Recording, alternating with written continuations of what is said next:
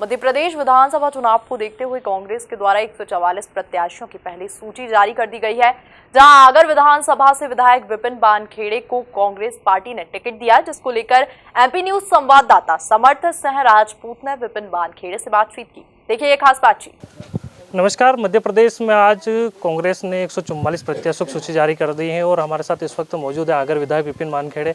Congress party ने आगर से प्रत्याशी बनाया है। सर, भाजपा के गढ़ को आपने धराशायी करके यहाँ पे उपचुनाव में विजयी हुए थे, इस बार क्या लगा? फिर से भाजपा का गढ़ धराशायी होगा।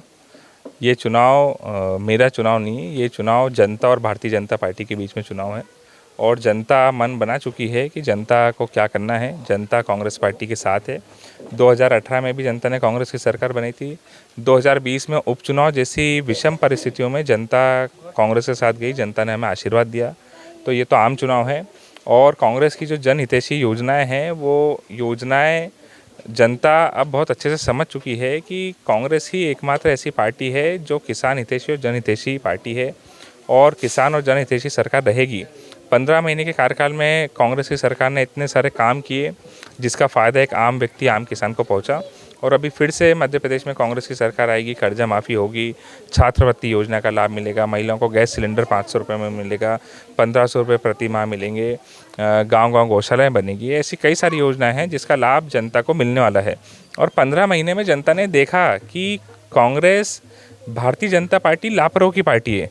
भारतीय जनता पार्टी में लापरवाह की भरमार है, लपराई के अलावा उन्हें कोई काम नहीं। लेकिन 15 महीने में जनता ने देखा कि कांग्रेस की सरकार सच्ची सरकार है, कांग्रेस के मुख्यमंत्री, कांग्रेस के नेता सच्चे लोग हैं, जो बोलते हैं वो करते हैं, लपराई का कोई काम नहीं है, जो बोला वो किया, हमेशा सच के साथ और हमेशा न्याय के साथ। भाजपा ने आप प्रत्याशी मधु गहलोत को उतारा है, वो भी आपके पूर्व में आपके परिवार के सदस्य थे, क्या मानते हैं चुनौती है आपकी?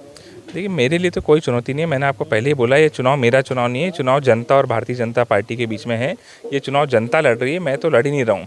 जनता ही इस चुनाव को लड़ रही है और जवाब भी जनता ही देगी। इस वक्त हम हरनौदा गांव मौजूद हैं और विधायक जी का प्रचार प्रसार। विधायक जी, आपसे एक सवाल है, ये टिकट का क्या राज है? 2018 में भी आप क्षेत्र में लगातार सक्रिय थे, फिर आपके सूची में नाम आ गया, उपचुनाव में भी आपको टिकट मिल गया, लेकिन कई नेताओं को देखते हैं तो वो डेरा डाल लेते पहले से भोपाल में, लेकिन ये क्या राज है आपको प्रत्याशी? देखिए, मैं तो ईमानदारी से आपसे बोलूं, ये मंदिर के बाहर हम खड़े हैं, मैं किसी से टिकट मांगने गया ही नहीं।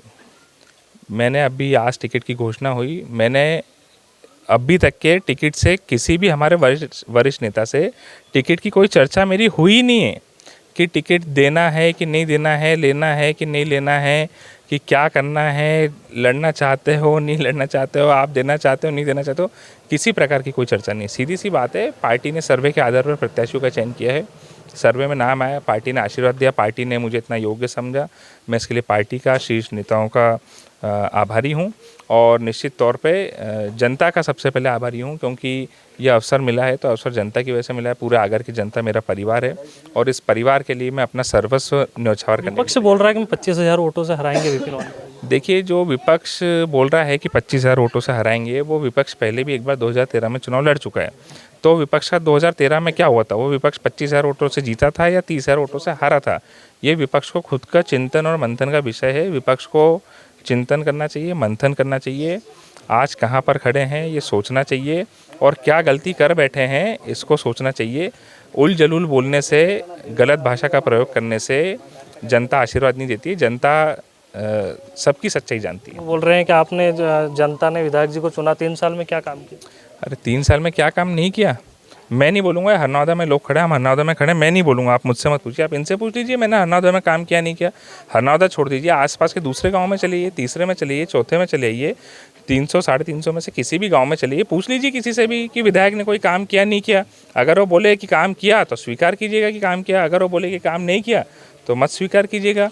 मेरा तो जो सच है, ये कोई भी खड़े हैं, आप इनसे पूछ लीजिए। आओ बताओ। नहीं तो हर पंचायत के अंदर काम किया इनने साहब, ऐसा कोई विधायक नहीं है। बीजेपी के देखो आप 20 साल के देखो और आज तक के देखो, आप इन विधायक को देखो जो एक एक गांव में 10-10 बार गए ये। हाँ, और जहाँ जो विकास के कहा वो विकास किया इनने।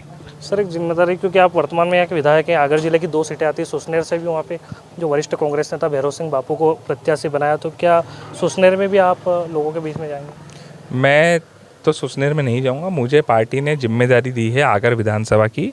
मैं आगर विधानसभा में काम कर रहा हूं और आगर विधानसभा में काम करूंगा और आगर की जनता कांग्रेस के साथ खड़ी है और आगर की जनता का कांग्रेस के साथ विश्वास बना रहे, ये पार्टी ने मुझे जिम्मेदारी दी है और मैं उसमें लगा हूँ। क्या हम मान लें कि इस समय एक भविष्य के मंत्री से बात कर रहे हैं? देखिए, मेरा भविष्य क्या है ये तो मुझे नहीं मालूम। मैं ना ज्योतिषी हूँ ना मैं अंतर्यामी हूँ।